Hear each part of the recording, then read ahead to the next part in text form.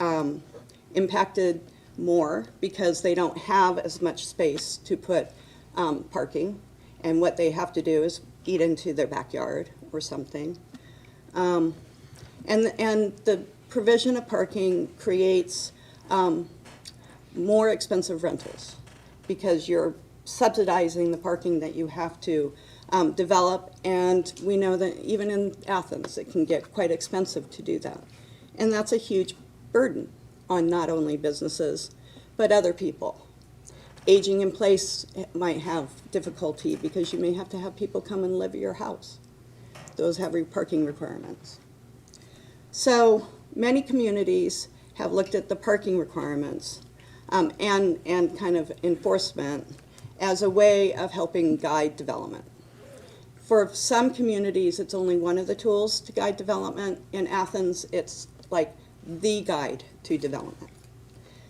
The thing that has the largest impact on what will be developed is the parking requirement. We've seen that happen over and over in our discussions. Parking is, you talk about a carrot and a stick. Parking could be a carrot, but right now it's a stick. And it is used, not intentionally, but it is an anti-business sort of stick, where it could be used to encourage development of the various types of development has been identified not only in our sustainability plan, our pedestrian and bicycle plan, our housing plan, and the comprehensive plan of development that helps everybody, not just car-oriented development. That means smaller apartments. We know that that's a real need in the city of Athens. Maybe it means mixed use where you have, like Uptown, we're doing that and we're encouraging it. And so this could be a great carrot. People talk about right-sizing the parking requirements, and that's basically what we're doing. Some areas of parking are over-emphasized or over-supplied, and other ones kind of create problems for our local businesses and such. And I think two examples are good to talk about the different changes I have proposed for this that council has put forward as this recommendation. So there's three general ways that this has changed. The sizes of our parking spots. The size has now been not reduced, but there's now a maximum instead of a minimum. We have fat spots across the kind of industry best management practices. They're quite large, bigger than our bedroom requirements, indeed. You can change the total number of spaces per unit. That's what we mostly rely on is our table B, how many spaces you have to do in certain types of development. We have no upper limit. And in certain cases, no upper limit results in inefficiencies in terms of what is developed and then also how that impacts on rents and those sort of things. And the last way is to give certain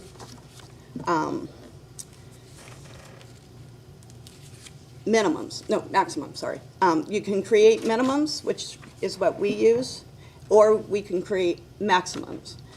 Working with the city administration, we have updated the B table with minimums. We decided that maximums was not really right for the city. They work better in larger cities and such. So that represents why we didn't do a maximum. So why do this? Why I keep talking about the comprehensive plan. Because of public input over numerous plans, from sustainability to the comprehensive plan, through that whole process, parking has been an issue brought up by everybody. There's not enough, or there's too much, or I'm having a problem, we have to walk our cars. And so through the last few years, we have been identifying those problems and changing them incrementally, and this is kind of the last step. So there, if you look through the comprehensive plan, sustainability plan, there's many places where it is supported from actual words that have been put into the resolution that we're asking you. So I want to talk about what the major change is for this. In one word, it's flexibility. Flexibility for the city to be able to work with various developers, home owners, and those sort of people to design and develop what makes sense on that site in that moment for that type of development. Follett is a good example. Right now, it's empty. If we go by the old parking requirements, they'll never have anybody in there because there is no way for them to fit that much parking anyplace.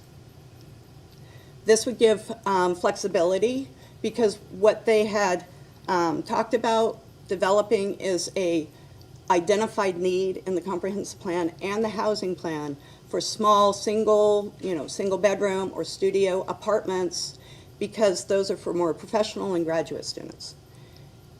Small and one-bedroom apartments tend not to have big parties, like 5-bedroom units. So that is a good change, and that's been identified with different types of people coming forward. The Economic Development Commission has told this over and over. So it gives flexibility for something like that, for that building, an iconic building, not to be empty for years and years. The other place uptown is also Donkey. Donkey has to have so many units for their apartments. But what happens for them every year is that only 2 or 3 of their tenants want to have the apartment, the parking space with the apartment. And so they end up trying to find co-leasers, subleasers for the rest of the parking. They rent parking from somebody else. For them, it's, if they don't get people, they end up costing a lot of money. And Angie Pyle has said they've spend $20,000 a year for parking. Changes in this particular ordinance would help alleviate those sort of things so that the right amount of parking is in the right space for the right reasons. So the two things that that's been changed is the ability to have 2 different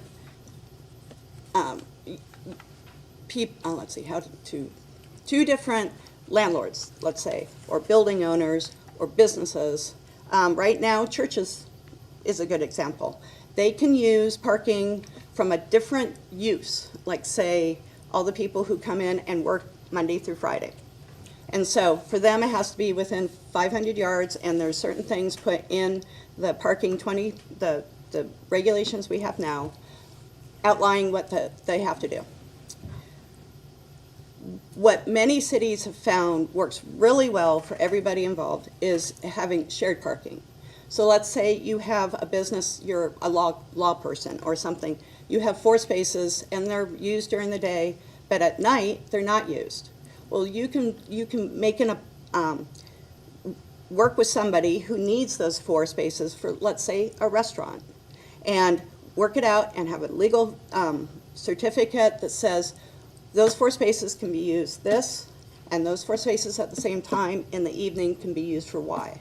And then that way those spaces are actually being used in a much more efficient manner. So that's one of the things. The other big part to really guide and use the parking requirements as our carrot is moving to what is called a transit-oriented district model. And this looks, thank you. Okay, if you're within a certain distance from a certified transit route, then you can have, the city has more flexibility to work with you on designing different developments. Now, I think this is really important to look at things such as redevelopment, because right now redevelopment is extraordinarily hard And so we have inefficient land uses such as the car lots that are up and down. Those can be more efficiently used, even retaining the car lots on the site. This helps those sort of things to happen. It's been seen that people who live in these districts tend to have fewer cars per person. They tend to support and maintain the transit that's there, so it provides for customers and such for our awesome transit system. And that most places it's been very well liked by the neighbors, and working with the different types of groups and neighborhoods and businesses, that it's been development that's been beneficial for all. The other exemption is that if they're out of a transit area, basically if you're like at University Estates or maybe further off, that there's also opportunity for, you do the development that we want, then you may be able to get reductions in your parking. Both these are saying, you may, and that's the flexibility. Right now, you have to go through the Board of Zoning Appeals for almost anything, which is an intimidating way to deal with things, especially for people who don't necessarily access government very much and stuff, but this is a really important issue. So such things as if they're low-income housing tax credit projects. If you provide more bicycle parking, you should be, incentivized to do that. Such things as the different types of tools that we've been using at the city level, such as designated downtown redevelopment districts, special improvement districts, opportunity zones, or innovative zones. Right now, that doesn't have that language in it, so that's very flexible for those very innovative tools to be able to get affordable housing and those sort of things. Infill or rental conversion. People talk about wanting to convert the rentals that are, further out in the outer orbits, right? I think that Alan used that term. But if they have to come in and turn 35% of their backyard into parking, that's not really a incentive to be able to do a conversion, So there's those sort of things that maybe they are helping in a neighborhood that needs more homeowner occupied rentals, or not rentals. Planned unit developments, uptown business zones for 1 and 2 bedroom units, residential tax increment financing, developments with at least 50% universal design, and housing with net zero or LEED certification. And these are called out in our housing plan. These are things that we need in the city. And so we're incentivizing people to come in and develop the sort of things that we need, and we have identified as a community that we need more affordable. We need more market rate. We need more abilities for people to downsize. And this will help to encourage people to do that. So I'll take questions. John, yeah. Okay, let him, we're going to try up here first, and then Keith will, yeah. Do you have a question, John? Well, so, Chris, you mentioned at least once the Follett's building. So, under this plan, what would be the parking requirement for the Follett's building? Assuming they do what they had proposed, which was, I think, 21 one-bedroom or efficiency units. Mm-hmm. And then also then you have the first floor, so let's assume that it would be a restaurant. What would be the parking requirement under this new requirement? So what they were proposing, they needed to have 40-plus parking spaces for that, or get a variance? Right. So what would this do for that? Well, if they did certain things with their development, the city could work with them, and under the uptown business zone with 1 and 2 bedroom units, they could have 75% of their parking abated. I guess Okay. would be a good day. So depending on how much, how big their restaurant is. Yeah. And so that means they would have to have parking for the other part. But then you have all the other, you can share park, you can flexi park, and those sort of things that are in the being able to do like what the churches do now. Okay. So I can't say like what exact number Yeah. is, because who knows what goes in the bottom. Well, let's just say for upstairs then, 75% of the 40, what does that require then? That takes it down to 10 spaces? And they also would have the option under this, I think, to convert some of those by putting bicycle parking on. Right, but that's the 75% is, you don't get all that added up. And that's an Okay. administrative So they thing. would, so right now, this would require that to have 10 parking spaces. Yeah. It's not within the 1,500 feet, isn't it, on the bus route? I think, well, I think So it, to have zero, It could have zero, Right, that's, well, that would be right, the first.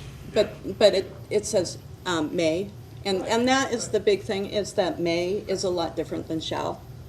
And this, a lot, right now, if you don't have the 40, you have to go through the BZA. Well, or put an offsite lot. Right, but here, this would allow for sharing of lots, for development, maybe an off-site lot, but it would give them a lot more flexibility of not having to go through the BZA. And one thing about the BZA is it seems to be used a lot as the final well, they are the final arbiter. But if you have an either-or system, like we have now, that's difficult. So it'd be a different committee making that decision, like the BZA, which is different than making that decision. It would be administration, Specifically who? code enforcement, and planning. Already understaffed code office. So it is still a decision that's made. Let's, I guess your question would be zero. yeah. would be the Okay, answer. so one of the concerns from my perspective about zero would be that, my guess is, that of the 21 tenants or whatever in the building, probably half of them are gonna have cars. And they're gonna wanna use them. And so then what happens when they decide to go out and get groceries? They start taking metered spaces around the property, which then impacts the central core businesses because there's maybe fewer spaces available. I don't know. Zero seems pretty extreme to me. And it's a May thing, I guess, but I feel like they ought to have some parking, at least for people to be able to stop, drop off groceries, go to their apartment, then go take their car down to wherever they might store it, be it anyway, so that answers, okay, that Right. answers. Well, something that was talked about at council was, we train students for 2 years to go without a car. Car ownership and car driving is on a trend down, especially for people who want to re-move into the upper, in uptown areas and such. So this is reoriented from, car-focused, we're not saying don't do anything, to pedestrian, bicycle and car. And this goes along with our complete streets policy also. That's fine. do you know what complete street policy is? Hey, Chris, what's complete street policy?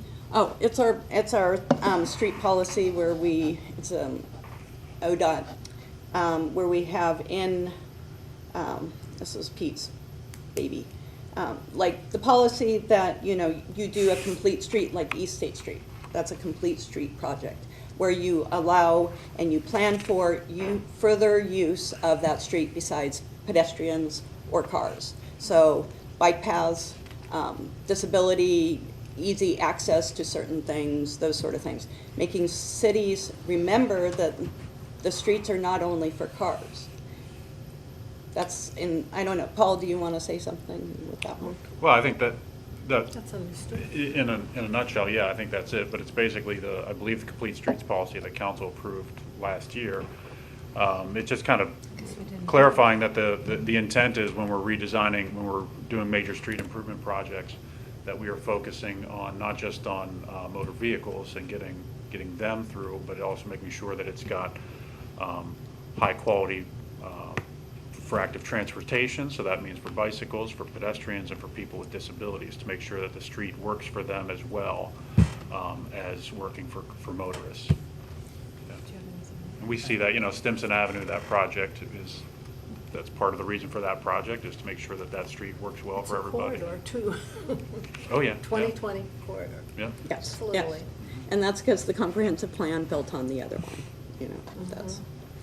Okay, one more question from council. Mine is, I'm really choking on the 1,500 feet from a bus stop.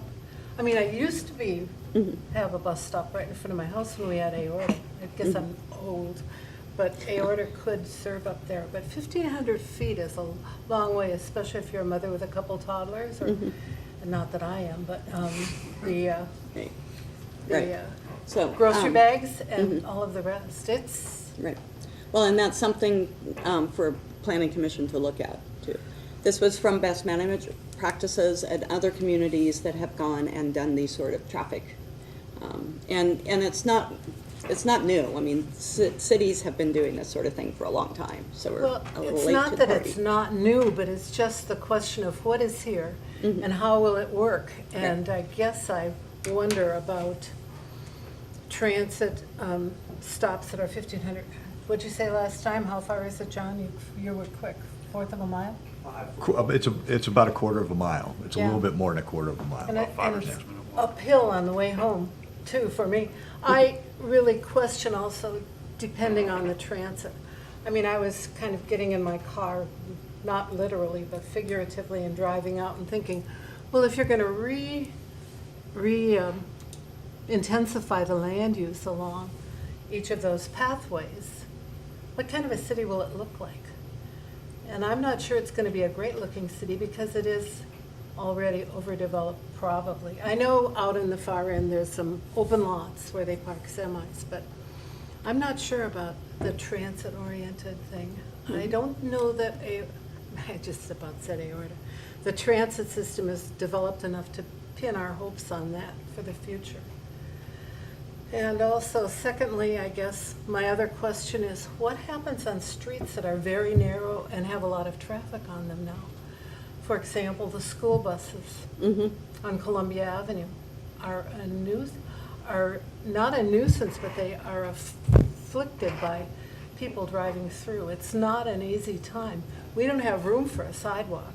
And I don't mind if the students going to school stop in my driveway at all. I'm not complaining about that, but that is a problem. And the students are walking in the street. And so I think there are some places that don't have sidewalks, that don't have bike paths, that have all of the above on the same 40 feet. And it's a problem, and I'm especially worried about how it's going to go for that area. Anything that's not in a subdivision. And I will say that I started out thinking that I was buying a house in a regular neighborhood, and it's, with city actions and the rest, it's become quite a thoroughfare.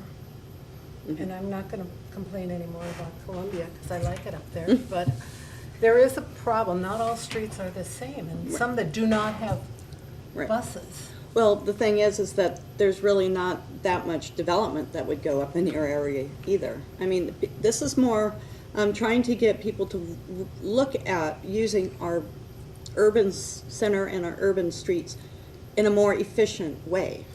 And so nobody's going to start going up and moving people out so that they could do whatever. I mean, there is not that type of pressure in Athens. So No, I mean, especially now. well, and Paul, he was talking when we were talking about in front of council. I think that he, from the research and stuff, that he has, a pretty good idea of how this is going to go in the next 5 to 10 years. And so, But. Well, we'll have more time to Step talk. further, why wouldn't there be infill building in that area by this? there's no open lots in there. No, it's Infill downhill. is- It's a pathway along the ridge, and then it's Yeah, downhill yeah. on both sides. There are not any places where people are gonna try to do No. a garage apartment or any other things that are encouraged by this. No. There are no garages that are not, I mean, I sometimes, those words may not be obvious in an area, but sometimes they do affect areas that you wouldn't think they should, is my question. Because if there are standalone garages, you are open to say somebody's gonna request. And they can do it by some. Because you're saying we need that Yeah. housing, so we have to make sure, you may be encouraging more on that, maybe, But but you wouldn't be thinking you're encouraging. Right, but the R1 requirements for setbacks and everything is still the same. So that probably would not be a realistic scenario in that case.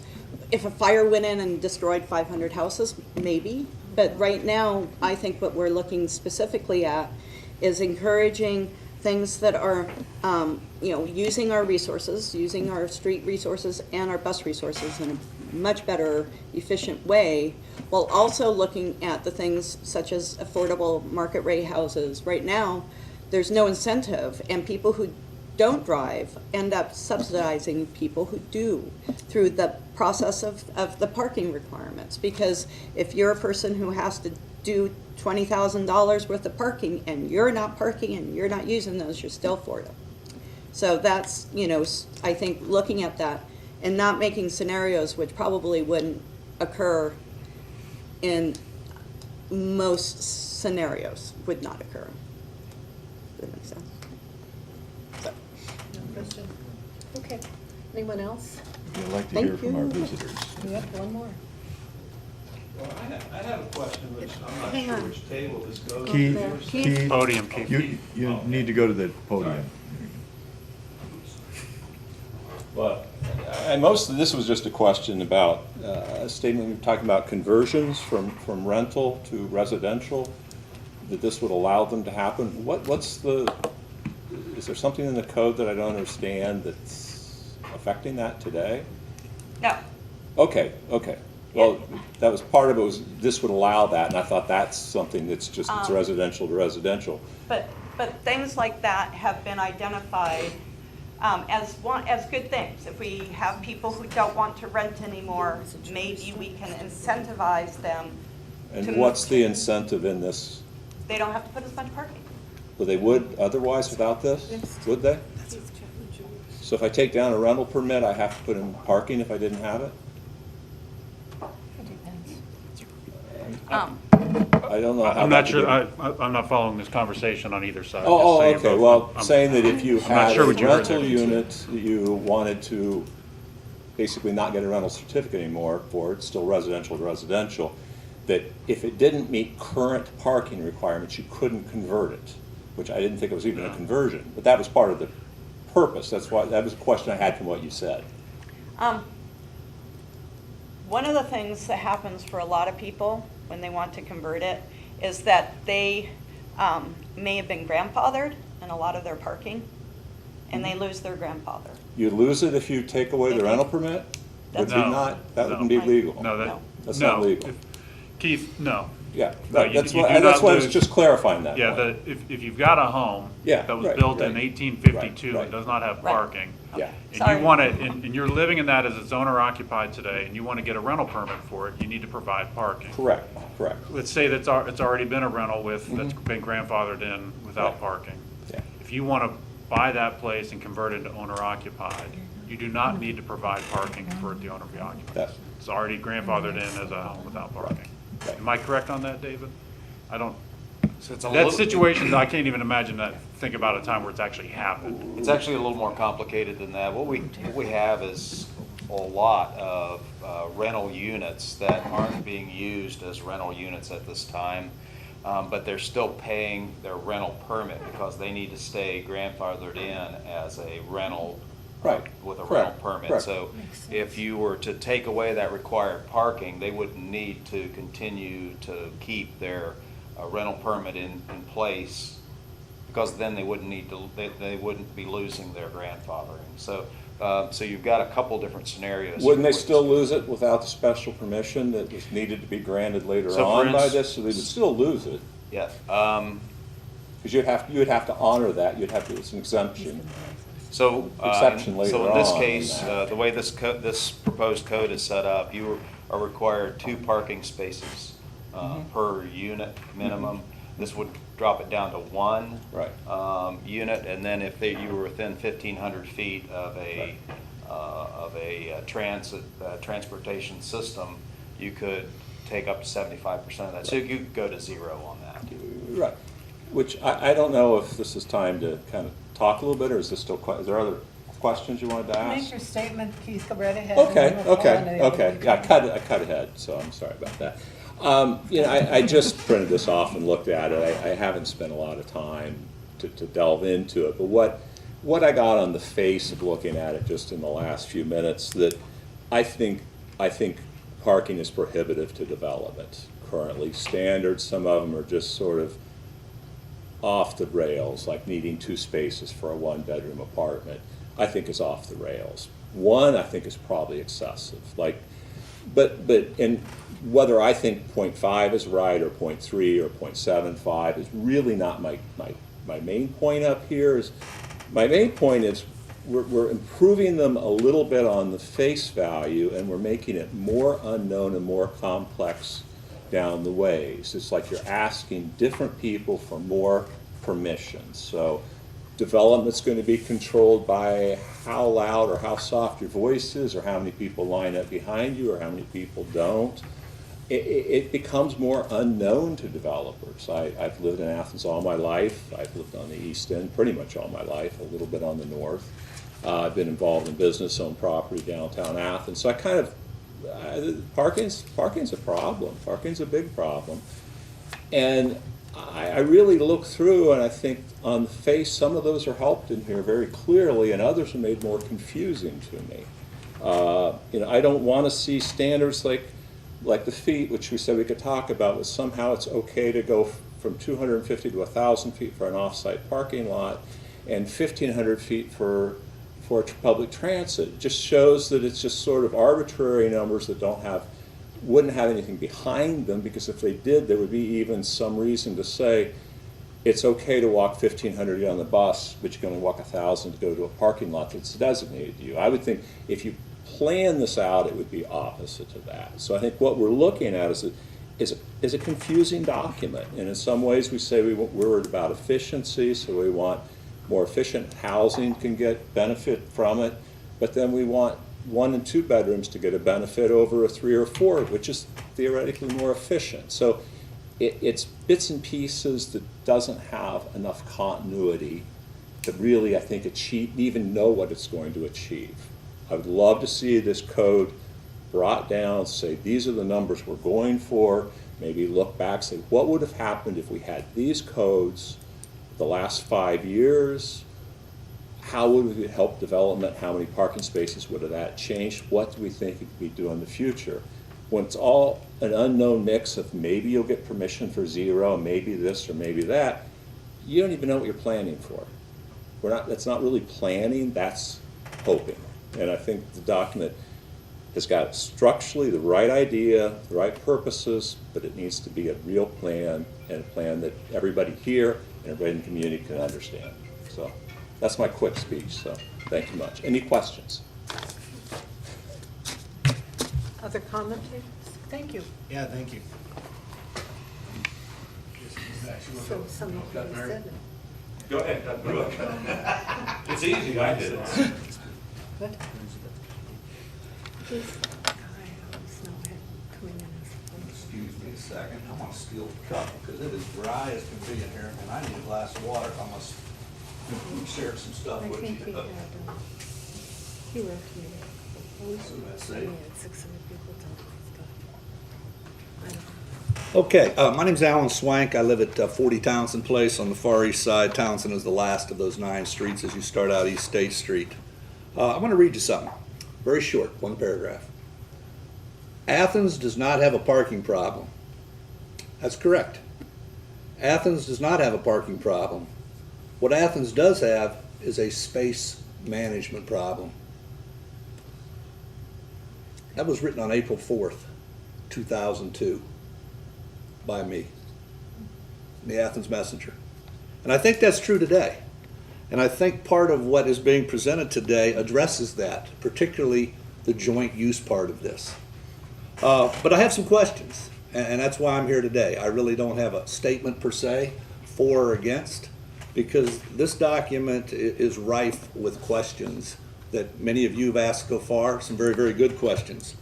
But in terms of this joint use parking agreement, which just that paragraph I read you kind of addresses, a couple of things that I'm concerned about. Let's say, for example, that the Presbyterian Church shares a parking lot with somebody else. Provision B of this, Provision A of this says, the names and addresses of the uses and of the owners or tenants that are sharing the parking have to be on file.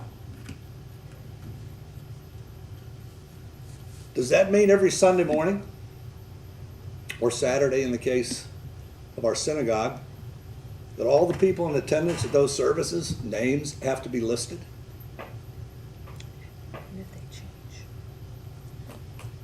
And who's going to collect those names? Who's going to keep that record? Now, if we're talking about tenants, occupants of a rental property, those change every 9 months or every 12 months. Again, or yeah, in some cases 3, and if we have subleasers, it could be weekly. Who's going to keep track of all that information? My guess is the answer is that's code. And I saw Mr. Riggs shake his head, and I know what he was thinking, but I won't state it out loud. If it was me, I would say, no, I'm not keeping track of all of that. Does this shared use thing apply to existing situations? I don't know. The document, as Clee said, doesn't clearly say that. And then we get into the whole area of exceptions. If you are within 1,500 of a transit line, not stop, but a transit line, you don't have to provide any parking. Or maybe it says you may not have to provide any parking. But let's assume that you don't, because it kind of says that you don't. And let's say you live over on the Near East Side, particularly the streets of Elmwood, Sunnyside, and Maplewood. And you decide to do some infill there. Where are those people going to park? If you drive down Maplewood, Sunnyside, and Elmwood today, there are times that you can't continue down the street because there's somebody coming at you and cars are parked on both sides that there's no room to pass. 2 cars driving down that street, it's an easy solution. Somebody has to find a place to pull off. But let's bring a fire truck in, or a police car in the case of an emergency. I'd encourage you, go drive down those streets and look at how densely populated the streets are with cars. But let's jump over to the Far East Side, where I live, where Keith lives. There are at least 20 vacant lots, buildable lots, on that side of town. There's one adjacent to 32 Townsend. It would make a great building lot. And with housing going for what it's going today, an individual homeowner or developer would love to put a property or put a structure on that lot. It's within 1,500 feet of the bus line. According to this, we could put a structure in there with no parking, which forces the people onto the street. I would agree, we become too reliant on our cars. How many of us drive uptown looking for the parking spot right in the front door of the business that we want to visit? And if we can't find it, sometimes we circle the block. In fact, one of our local songwriters wrote a song years ago called The Parade, and it talked about circling Court Street and the ones that surround it. People need cars. I was a yearbook rep for 34 years. How am I going to call on schools that are up to 100 miles away? Many of our people, if you get up at 6, 6:30, 7 o'clock in the morning and go out on 33, many of our people in this town drive to Columbus every day to work. They need a car. Yes, we could reduce our reliance on cars. I could walk to Kroger's rather than take my car, and I try to do that. But people do need cars legitimately. for many, many reasons. But again, back to that 20 properties on the Far East Side, conceivably, we could put up 20 houses or 20 apartments up there that are within 1,500 feet of the bus line and not have to put in parking, therefore forcing those cars onto the public streets. I think one of the things we need to look at is a number. It was cited, Donkey Coffee. They have either 13 or 16 units there, therefore they're required to have 13 or 16 parking spots, what they rent from Cranberry Row at $90 a month. And they then charge the tenants $90 a month to occupy those spots. But it was pointed out earlier, generally 3, 4, maybe 5 of those people actually have a car.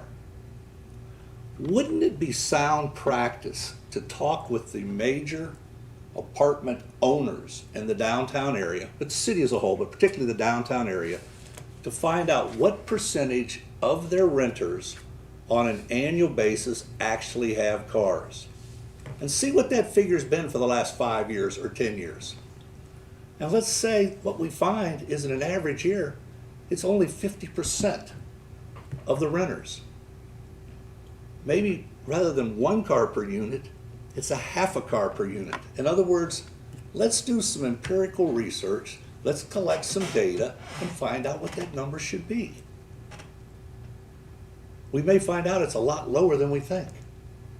And what that does do is what Keith alluded to. It then gives a developer a number that he or she needs when they begin to plan a project. Something concrete on which they can count on, as opposed to may, or what some third-party entity may consider that particular day. What does may mean? I don't know. I really don't. I'll close by simply saying this. There are a lot of statements have been made. There's some facts and figures have been shared, some of which is not accurate, including educating the students at Ohio University in their first 2 years.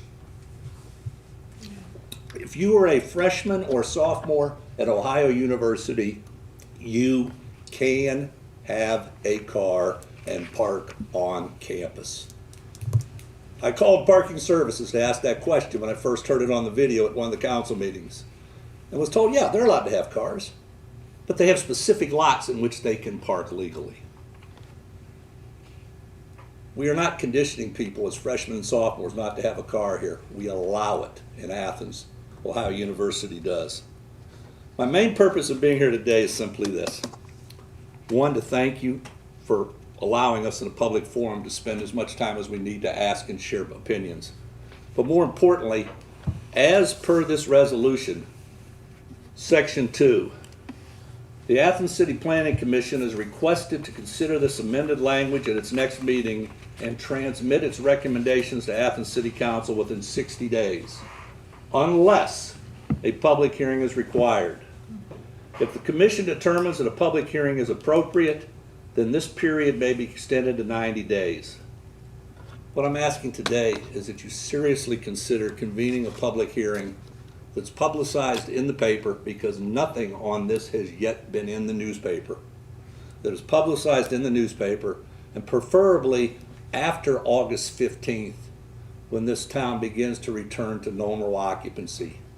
So for those who are concerned about this and have questions about it, can come to you or whatever format you deem to be appropriate for the public hearing, to ask questions and to get their questions answered. Thank you very much.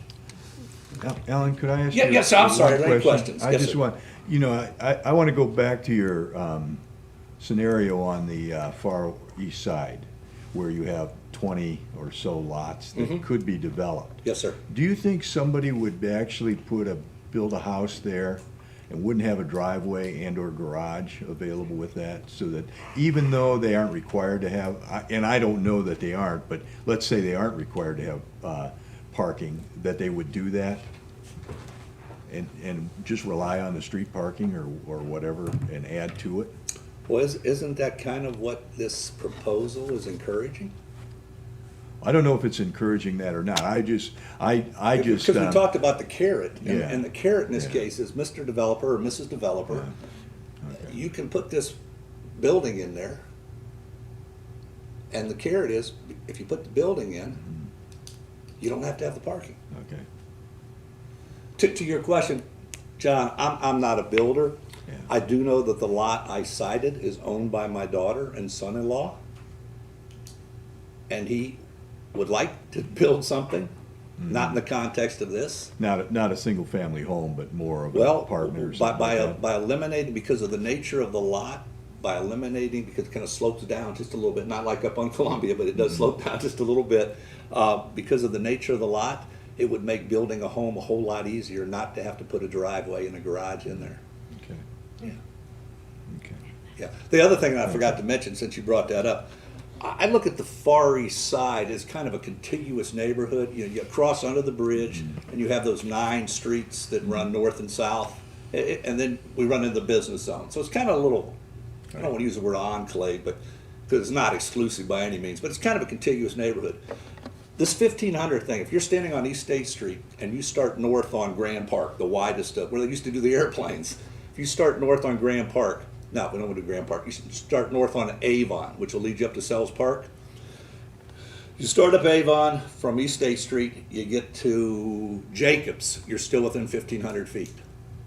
You get to Dalton, these are the cross streets, you're still within 1500 feet. You go 1.5 more houses, and you're now past the 1500 feet. So the people on that side of the line of demarcation could infill and do all these things, but the people on the other side in the same contiguous neighborhood, it's going to be a little bit different. It's uphill. Yeah. Any other questions? Okay, thank you. Thank you. Mary? Thank you.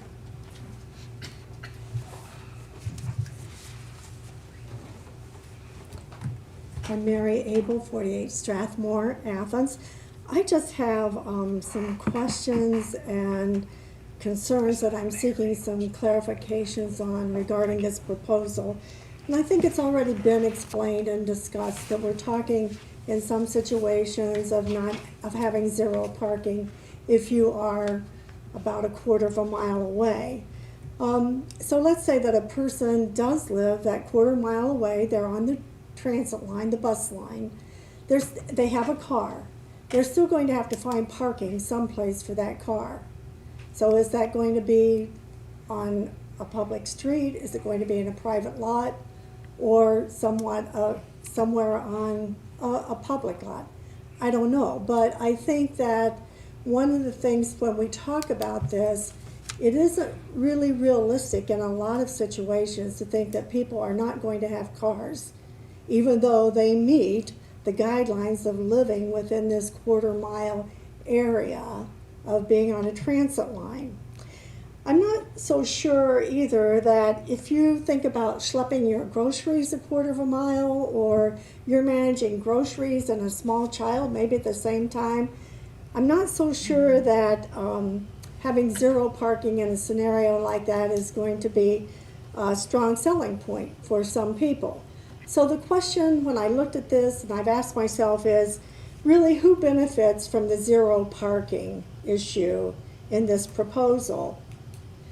And in terms of rental, how much more rental property does the city of Athens need?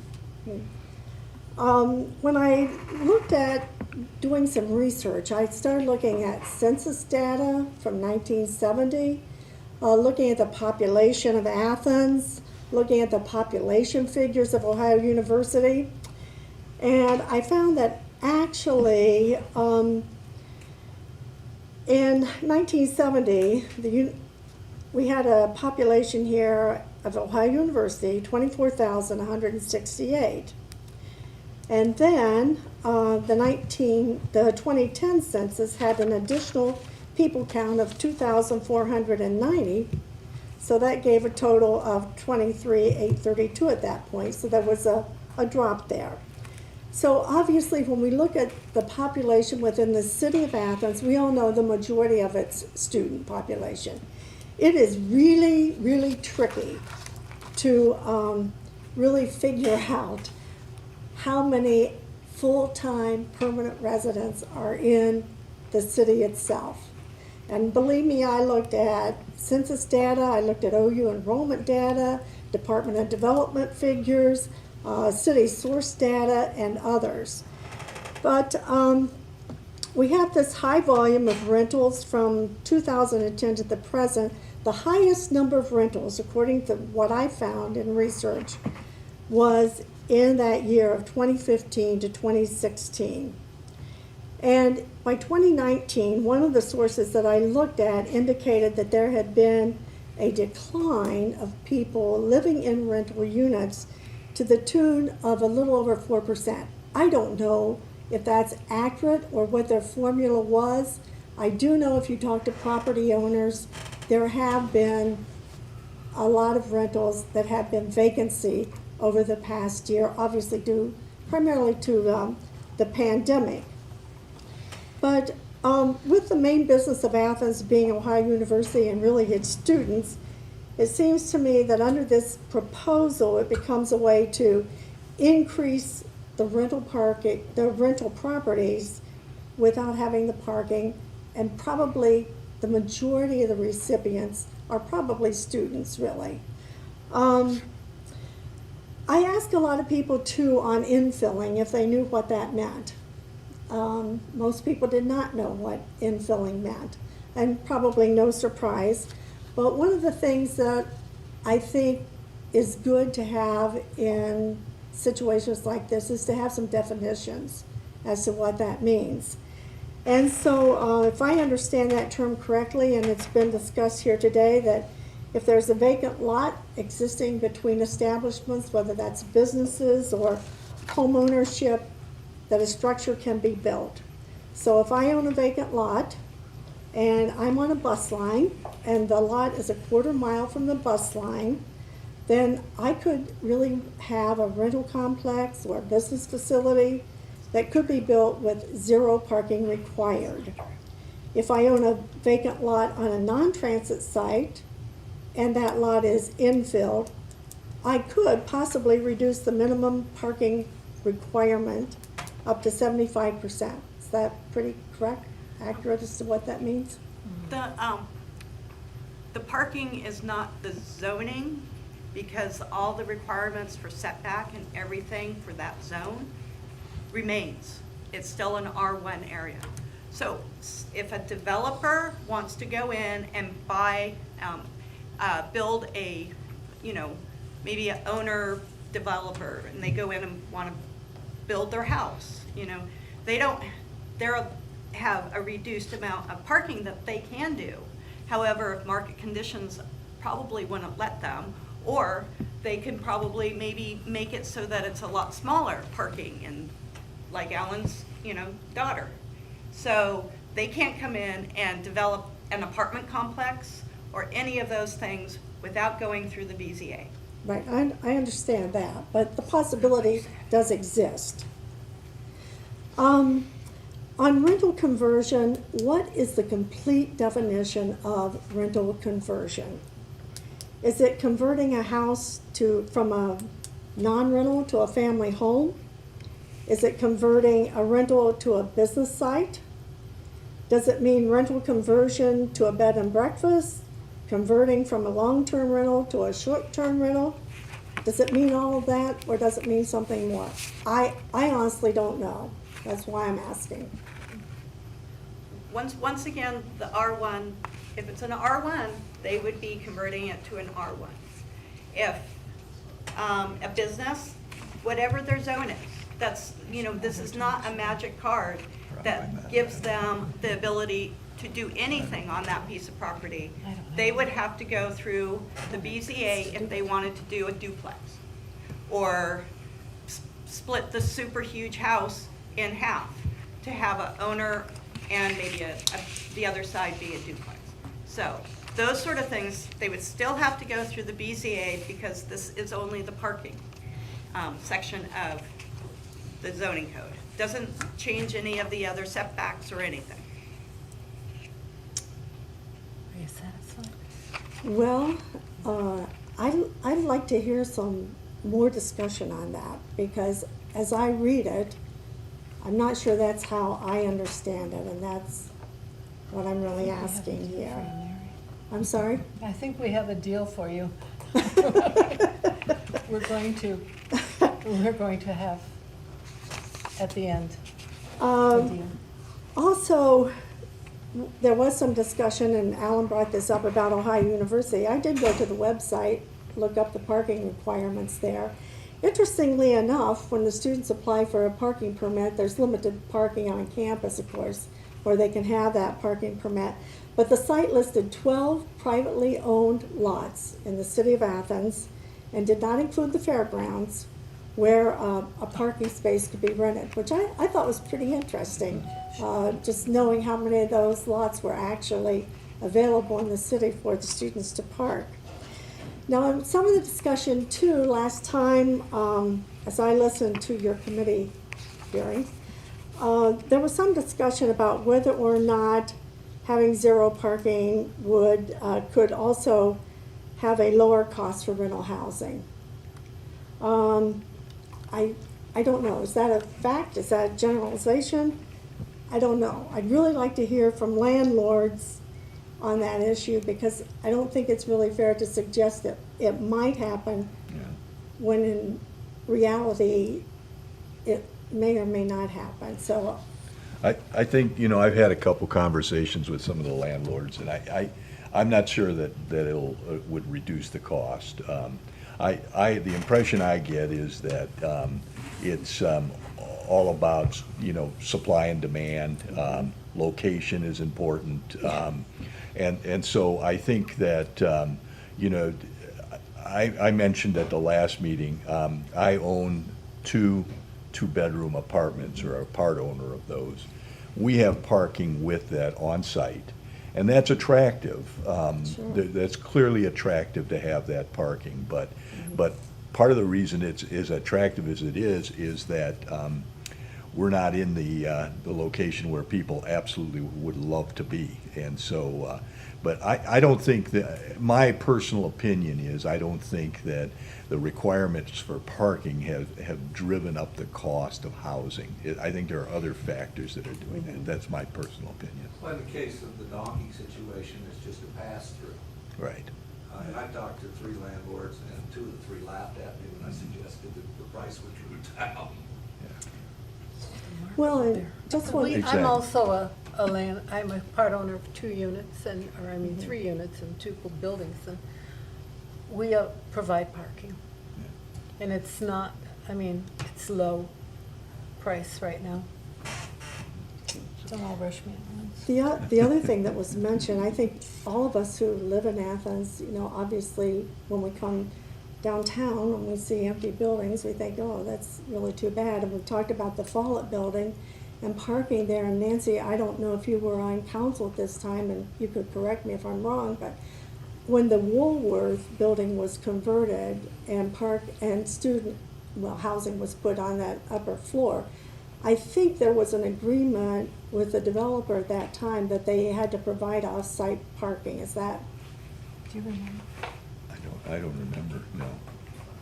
Anyway, and I Yeah, assume I that don't could be remember. done in the case of Yeah. the Follett building as well. If that was Fairgrounds. not even. the ability to Right.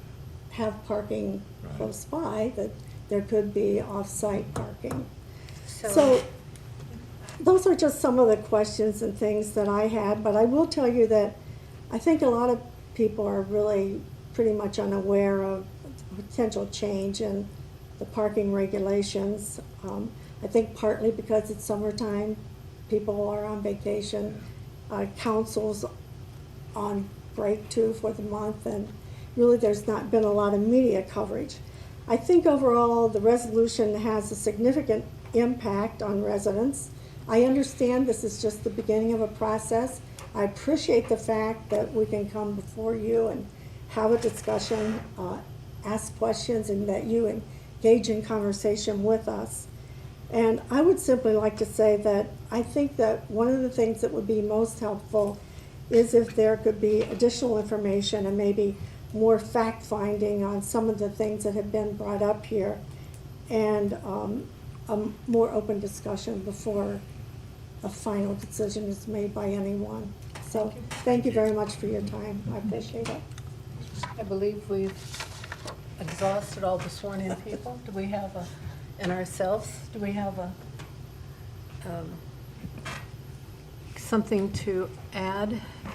I'm hoping you're going to do something. Yeah, why don't you? Well, you know, I think,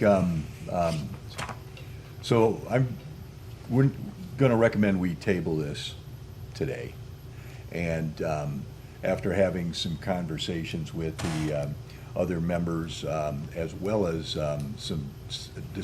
some input from the mayor, then we're going to go ahead and have a public hearing.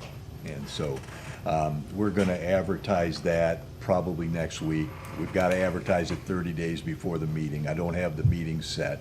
We've talked about possibly having the meeting at the community center so that we can accommodate the people. You can park. And there's parking there. Anyway. So, yeah, so. I mean, it's So- free parking. So I don't know if do we need a resolution to table? Yes. So I'll move that we table this resolution. All in favor? Aye. 3-0 passes. Were you gonna say something, Paul? Yeah, I was just looking through 230907, which is recommendation by the commission. I wanted to double check to see if there was a need for an action to Oh, declare a public hearing. oh, I know. thought he did. well, I see. I'll just read the section to you, Okay. just so that, and it's not clear to me, but it says, within 60 days from the receipt of the proposed amendment, which is, you're already within that 60-day, that clock has already been moving now. The commission shall transmit its recommendation to the city council. If the commission determines that a public hearing is appropriate, then this period may be extended to 90 days. And then it just says, notice of the public hearing shall follow the same requirements as 230908. The commission may recommend then that the amendment be granted. Okay. It doesn't say that you need to make a motion Okay. to move forward with the public hearing. That's all. Okay. That's why I wanted to double check that, John. So, Okay, thank you. Yeah. So we've tabled the resolution, and we are going to work with Patty in the mayor's office to go ahead and get an advertisement out there for public hearing. All right. It's on recommendation of the mayor, too. Okay, next we have communications. We have none. Report from the city planner. Just a few updates this afternoon. The first of which is, I'll state by saying it's great to see everybody in person, face to face. And Austin, it's a pleasure. Mr. Phillips, it's a pleasure to meet you face to face as well. The Preservation Board has been meeting, and as many of you may recall, last year they were given the authority by City Council to do historic preservation design review for the Uptown District.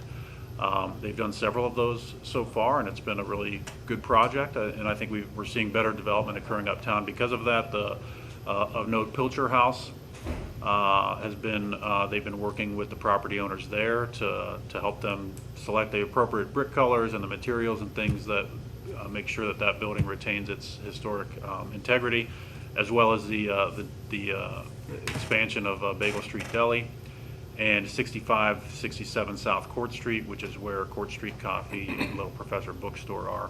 All three of those projects have gone through our design review process. It's had some hiccups, of course. It's a new process but that we're trying to smooth out. We're working with the code office and property owners and architects to make sure that we're all aware of what the process is. But having them give that comment to what we've seen so far is having that discussion with architects. Our preservation board has two architects serving on that, as well as preservation experts to the property owners, the business owners, and the architects that they're working with have been, it seems that the process is working well. We're getting better design and buildings that are looking better. So really happy about that. And one other note, the preservation board has also been working on putting together an award program for outstanding historic preservation and people who are doing leaders in that around our community. That award is called the Joanne Priestley Award. Joanne was, she passed away a few years ago, but she had been a leader in historic preservation with the Historical Society, as well as one of the founding members of the city's preservation board. The first award for that is being awarded to First Presbyterian Church, which is to the immediate west of this building. And they're going to have some sort of a program with the membership of the church and some sort of a public ribbon cutting or something on August 22nd. So they're very happy about that. And that's all I have. Has the Anybody- Preservation Committee or Board been working with what I characterize as the Buzzball building that looks like they're doing major renovation work there? I don't know what they're doing on the outside or anything, but. They are not at this point. Interior work is generally not of their responsibilities. It's Okay. really about facade improvements and to the building elevations. Okay. I don't believe that they've made any exterior changes. No, I don't but- think they have. Yeah. I didn't know if they were planning to or not, but I didn't, Yeah. just curious. Yeah, at this point, no, but I'll double check on what they're working on over there. Thank you. Thank you. Drew? Just have a couple things for the commission. Staff has been working on abandoned swimming pools this summer. We're trying to make sure those become a health and safety issue for neighbors and people in the area of these abandoned swimming pools. So we've been working on correcting those. Pollinator yard program, the code became effective last month for that new program in the city. We haven't had any applicants so far, although we've got one tentative applicant that's I think is going to apply for that. So that's in place. And then I also met with the Accessibility Commission last week, and they are requesting some assistance from the code office to help inform developers about accessibility issues. We'd be willing to do that. We want to get a permission from the mayor before we proceed with sending those out. And it'll be letters of recommendation from the Accessibility Committee. And that's all I have. All right, thank you. Opportunity for citizens to speak on items not covered on the agenda. Mary? Okay, having completed all of the items on our agenda, we stand adjourned. Next meeting is August 5th. Oh, I forgot.